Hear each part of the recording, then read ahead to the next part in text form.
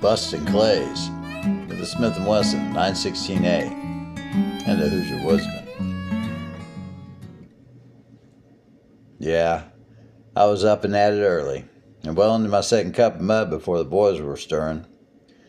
But Tele and I were ready to get the day started, as we were headed to the Deer Creek Fish and Wildlife area and shooting range to knock down some clay pigeons. It was going to be a hot one and maybe the hottest day of the year, so we made sure to load up a cooler with plenty of ice and water and threw it in a few sandwiches too. We loaded down Jake's Civic with the cooler, his Mossberg, some clays and ammo, threw my stuff, ammo, range bag, clays and more in my old Accord. And it wasn't long, and I was headed west down that old National Highway, US 40. Man, I love Indiana in the summertime. Just ain't nothing quite like it. But after a quick 35-minute drive, we arrived just as they were opening up for business. I poured Telly some water and did his canteen cup for him, and I began unloading our gear.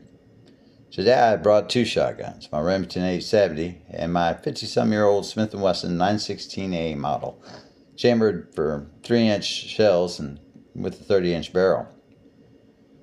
Something about that old scattergun, it's not pretty or even well liked by the general public. In fact, you could say it was a failed venture for Smith&Wesson. But it sure swings well for me, and I guess that's all that really matters.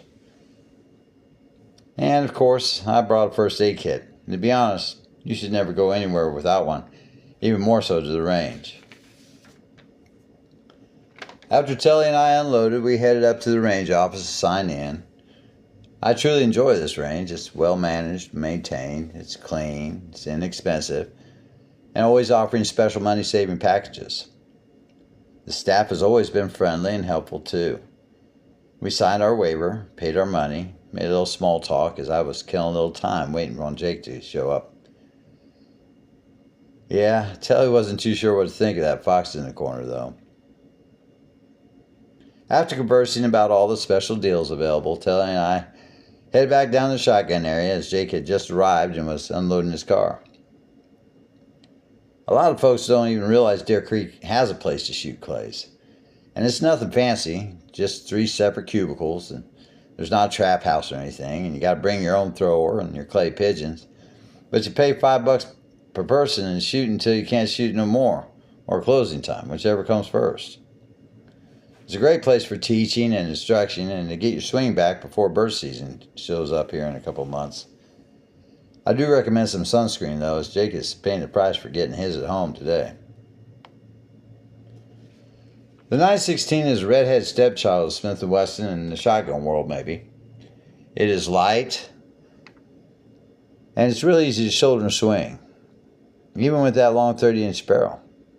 A simple design that has features that I found in 3 of my favorite pumps: the tank safety, the Mossberg 500, the mechanics to the 870 on the inside, and a single action arm on the pump like the old Model 12 by Winchester. That's actually a weak spot.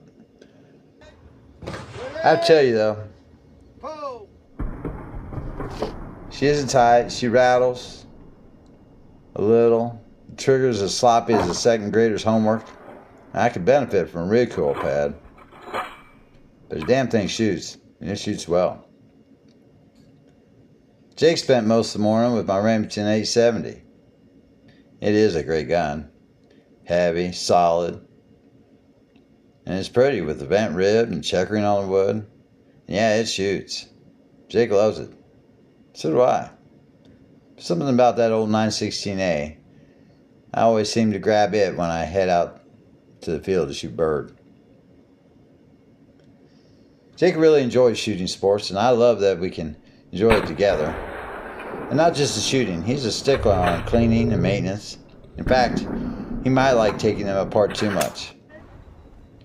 I guess most of us are like that when we were young.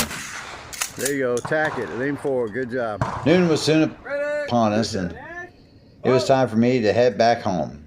But Jake was staying, and his friends would soon arrive, and they would also use the rifle and pistol ranges available there. Hey, I gotta get out of here and get some real work done.